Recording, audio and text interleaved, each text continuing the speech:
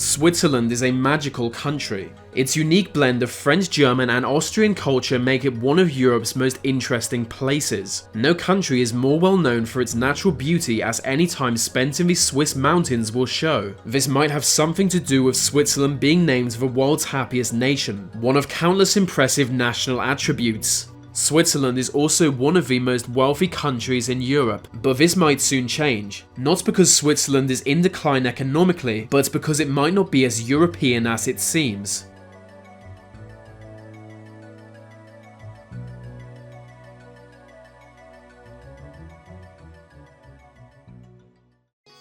Switzerland is more or less in the centre of Europe, yet has never joined the European Union despite being surrounded by member states. Until 2016, Switzerland was applying to join, but withdrew the application after Britain voted to leave the Union. The Swiss government has since made the controversial decision to join the African Union instead, thereby becoming the only country to ever change continent. It was a move no one expected and prompted a debate over whether a nation can change continent. Polls suggest around 70% of the Swiss public are in favour of the concept, emboldening political figures to voice support for it. One of the most high-profile politicians to do so is former Swiss Foreign Secretary Bastien Rouge. According to him, the concept of a continent is man-made. In these modern times, any nation may identify with any continent it likes. He went on to say, "We're all human. All of us on every continent are part of one united family. Apart from Cambodians, those guys are straight Martians." Following this latter comment, the Cambodian government threatened war with Switzerland, scaring no one but forcing Rouge to resign.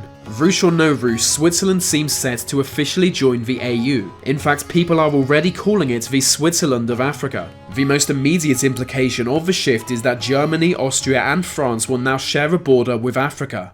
This looming implication has caused far-right groups in each of these countries to riot at the prospect of being so close to Africa. After months of rioting, several groups came together and invaded the tiny island of Liechtenstein, which borders Switzerland. They now rule Liechtenstein as the Fifth Reich, and no one can stop them. One other implication is yet more controversial. A membership requirement of the African Union is that each country adopts Swahili as the official language. This would effectively mean the Swiss population are unable to understand any legal documents, as few within Switzerland speak Swahili. It would mean politicians would need to give speeches in a language they don't know. The social and political effects of such a change would be bizarre and devastating, a term so often used by the Swiss press to describe this situation. If successful, Switzerland could pave the way for other non-African countries to join the African Union, meaning it would no longer be the African Union, just Union. But when Belarusian journalists jokingly asked the AU president,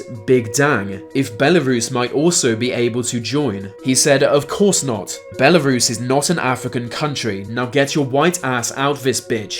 His response was unexpected for several reasons. When asked why he was so crude in responding, he admitted having a perhaps irrational dislike of Belarusians. It goes back to when he was a boy. One day his father brought home a puppy which at first seemed like a normal loving dog, but as it grew older they began to realize there was something wrong. The dog had Tourette's, often barking and cursing when doing so was not appropriate. This was especially embarrassing to young Dang, and as the dog was from Belarus he grew to dislike all things Belarusian. This may suggest that other European states might be able to join the Union, but only if Swiss integration goes smoothly, and it might not. A new political party within Switzerland is specifically opposing membership. The Oh No, God, Please No party has grown from nothing to 100,000 members in just 6 months. It's become a serious political force and could possibly bring down the government in the next election if they continue to grow. Only time will tell what route Switzerland goes down. Will it join the African Union? Will Oh No, God Please No derail such efforts? Will Swahili find a new home in Switzerland?